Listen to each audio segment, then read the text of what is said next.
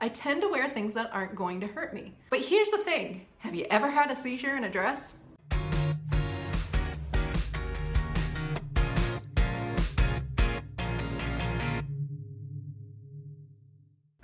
Hello again, this is Kristin Thornton. I first want to say thank you for all of the positive responses I've gotten to my last two videos. It's really encouraged me and given me the energy to, I'll look forward to making another one for you. Today I want to talk about clothing. I don't think that most people understand how chronic illness affects literally everything I do.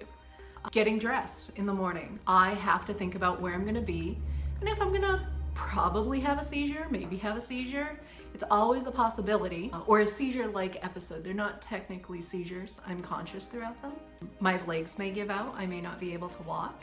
I may not be able to communicate. Lately, that hasn't been as big of a deal. If I'm going somewhere where I may need somebody's help, if I try to go to a store, if I'm at an event where I might get separated from the people I'm going with, even just a tiny bit, I tend to dress more feminine. Is I find people are more likely to help you. It may not be fair. It may say some interesting things about our society, but I've seen this firsthand play out. I have this one story where I had been paralyzed, or temporarily paralyzed, for a couple of hours. I also had some major air hunger, which is terrifying. It's probably one of the scariest, not the most painful, but one of the scariest symptoms I have, or used to have more so than I do now, where your body just feels like you cannot breathe. You're getting enough oxygen, but you feel like you're suffocating. Okay, so I'd spent several hours in bed. I think I'd been able to move my finger or a thumb or something. I feel like I looked at my phone a little bit. I finally feel myself coming back together. I can start moving again. I had been asked to do one thing for the day, and that was to run across the street and deliver something into the bank, actually. So I pull myself together. I get dressed. At this point, it was just jeans and a sweatshirt, and this was before I had any medical equipment. I'd mostly been able to keep it at home, I didn't go out unless I was, this was earlier on. Anyways, so I finally get myself together. I throw on some clothes, I walk across the street, I open up the bank door, and everyone goes silent.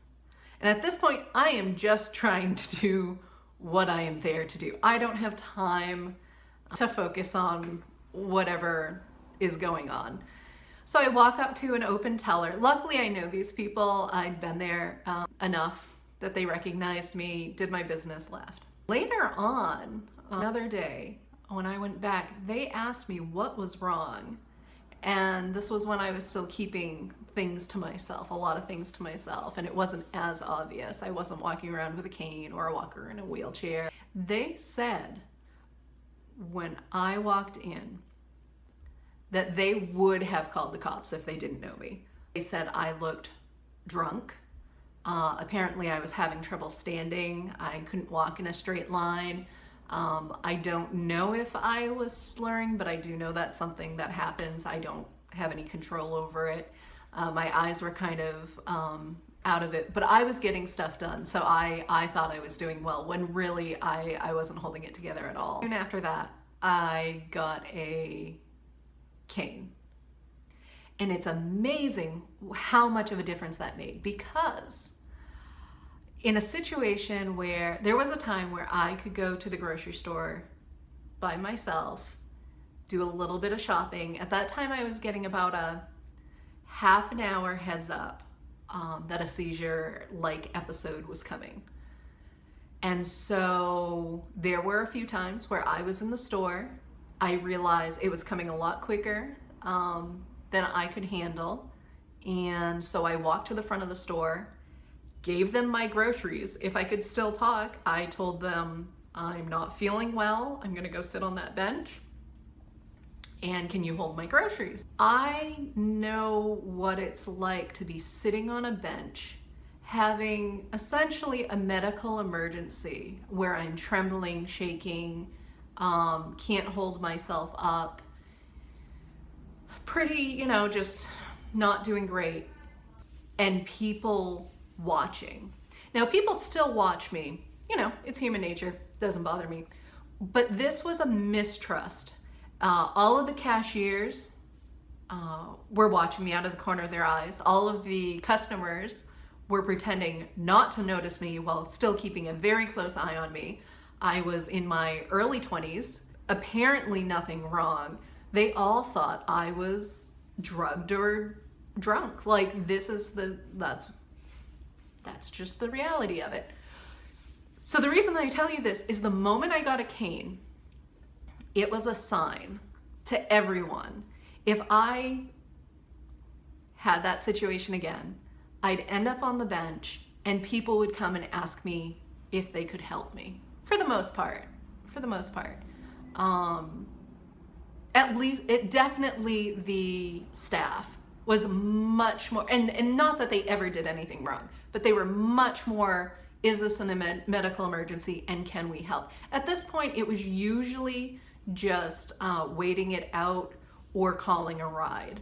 So having medical equipment was a huge sign to people that I was a safe person to offer help to. People are more willing to help you. One, if you have medical equipment, and two, dress more feminine. I don't know how that works for guys. Let me know. Dresses. I didn't used to wear dresses. I wear dresses now quite often. But here's the thing. Have you ever had a seizure in a dress? Or a seizure-like episode in a dress? You have no control of what's going on. I found that out at a class reunion. Yeah. If I'm going somewhere, for example, an art exhibit or someplace where I can wear a fun, funky dress, I usually put on layers underneath it. I usually have a tank. I've usually got shorts and stuff. So when it all comes up, which it does, because I have no control over it, I'm not showing everything. That's a thing. Oh, so the other thing to consider is how comfortable you are in your own skin. Depending on what you do want to show. For example, I'm gonna flash you guys. I've got multiple scars. Yeah, this one's my port. I've had 2 other ports here. I've had 4 surgeries and 3 ports total. Some people would be very uncomfortable showing their scars. This blouse, if it happens to show, it shows. If it doesn't, it doesn't. Like, it does not bother me because I'm alive. Probably wouldn't be if I didn't have them. They saved my life. I'm a badass. That's about it. But you do want to be mindful because some people are uncomfortable. I don't think I've ever made anyone so uncomfortable that they had to leave or they just had to face their own feelings for a moment, and that's fine. That's absolutely fine. It is not my job to make people comfortable. And oh my gosh, if you are chronically ill, you will never be able to keep everyone comfortable. The other thing is everything from like jewelry. I tend to wear things that aren't going to hurt me. I don't wear posts, because when I'm bashing my head into the floor, I don't like the feeling of a post stabbing my neck. I think that's terrible. So I wear hooks. Hey, sweetheart. I have a kitten. I've also gotten very good that if I'm having an episode, I just pop them out. I just unhook them immediately. So no posts. Sometimes I wear jingly earrings if I'm going somewhere, and sometimes I start shaking before I know I'm shaking. If I want to be able to gauge how much I'm shaking, I wear jingly earrings. Small chronic illness hack there for you guys. And then once I hear all of like the tinkly chimes going a ton, then I know I need to go sit down and excuse myself. So let's see, what else? Oh, makeup. So I don't tend to wear a lot of makeup. Maybe I should, maybe I shouldn't. I wear it when I want to. But I sometimes don't wear it when I want to because, hey lady dog, that's the lady. Sometimes I don't wear makeup when I want to because if there's something worse than thrashing around and beating yourself up on the ground, it's then coming out of it looking a total mess. Like, people are already way more upset and concerned usually than I am. But then when you come up looking like the living dead, like, yeah. And then I have to deal with it. And at that point, I don't want to. And that's not to say that there aren't makeups that could probably withstand, but whatever. At this point, sometimes it's easier not. So for me, I tend to leave out the mascara. That tends to be the messiest, even the waterproof, even the stay put and stuff. I mean, I get going. So if I'm going out, I tend to and want to wear makeup, because you don't have to. I tend to put on eyeshadow and eyeliner, like an eye pencil, not the liquid liner. Lately, I've been wearing my hair in a braid. It's gotten pretty long. Yeah, maybe too long. I started growing it out when I got sick. I didn't think I'd be sick this long. I thought it would be, you know, a chapter of my life I could look back on and go like, that sucked, and was character building.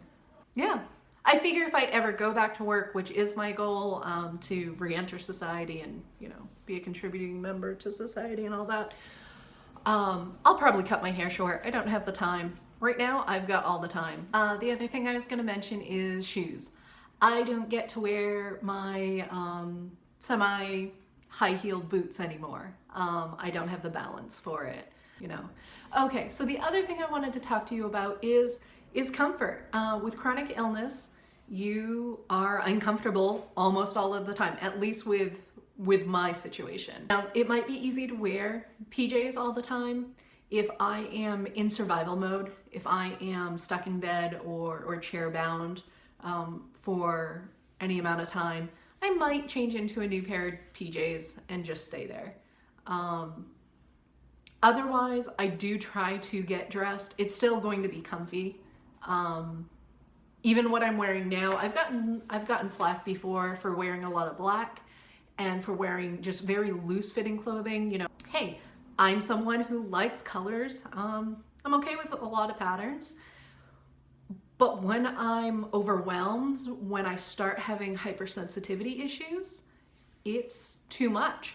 If I wore a bright pattern, start feeling sensitive, look down, my brain does its own thing, seizure. And then coming out of that seizure, if I keep seeing that color, I'm not going to come out of it, not for a while. That's how my brain works. Yeah. Comfort's a huge, huge thing. We are always so uncomfortable.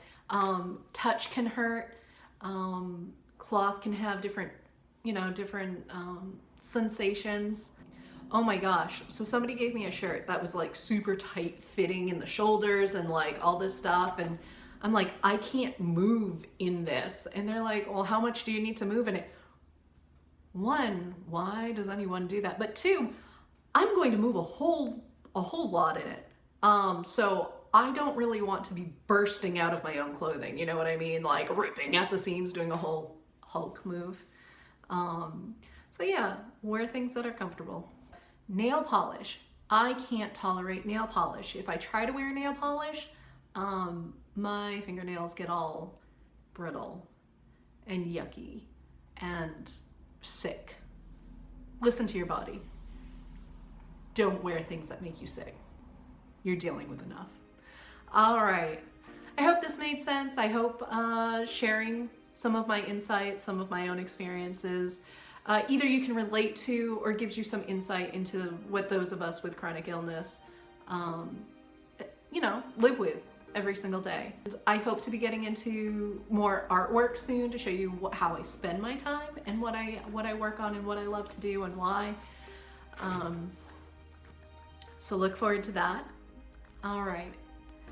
Hope this finds you well, and if not, know that I'm sending my strength and love to you. And I'll see you in another video. Bye.